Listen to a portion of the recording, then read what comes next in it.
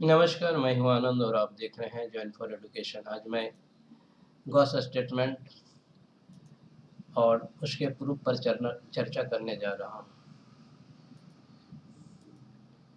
यह एक अति महत्वपूर्ण टॉपिक है फिजिक्स का और ये अक्सर जैक और सीबीएसई बोर्ड में पूछा भी जाता है। State and proof Gauss law. ये फिगर पर कंसिडर करते हैं statement and proof of Gauss law में। इस फिगर का आउटस्टैंडिंग कंट्रीब्यूशन है। ये एक स्फीयर है। ये स्फीयर का एक पार्ट है। स्फीयर के सेंटर पर चार्ज क्यू है और स्फीयर का रेडियस आर है।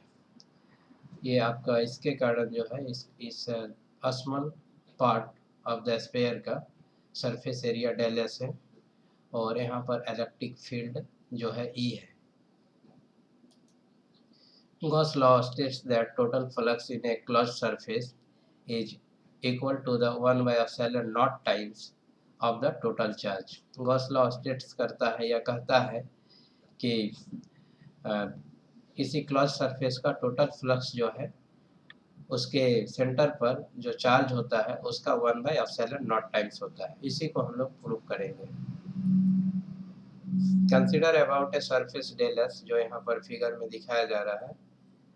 ये आपका डेल एस है। Is a part of a sphere having radius R, ये आपका रेडियस आर है। Is called the Gaussian surface, ये गॉसियन सरफेस है और यहाँ पर टोटल चार्ज क्यू है। अर्थात according to the statement of Gauss law ये हो जाएगा।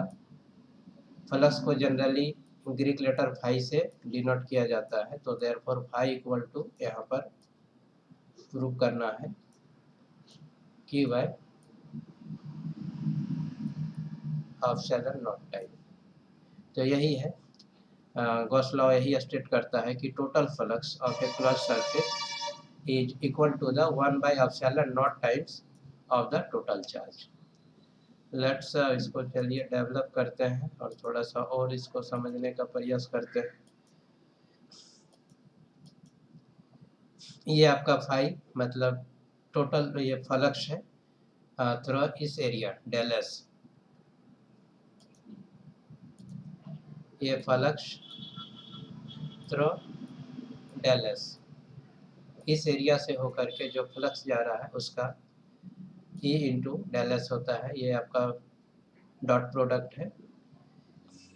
फिर न putting the value of E, अगर E का वैल्यू हम पुट कर देते हैं according to the Coulomb's law, तो ये आपका हो जाएगा phi equal to 1 by 4 pi epsilon naught और फिर Q by R स्क्वायर, और ये आपका डेल एस जो है यहाँ पर कॉपी कर दिया गया।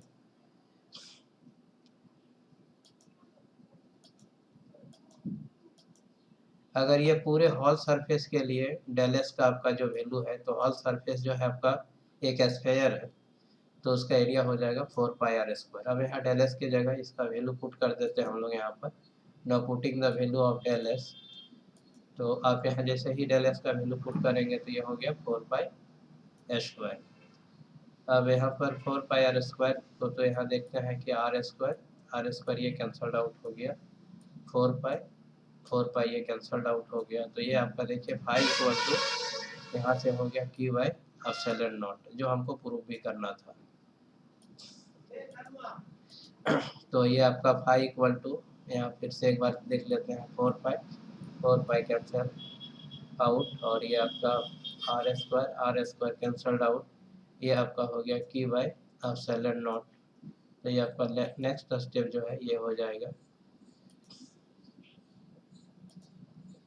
यही आपका है गॉस लॉ के स्टेटमेंट को प्रूव कर दिया गया। ये आपका टोटल फ्लक्स जो है 1 by epsilon naught time of the total charge. This is proof.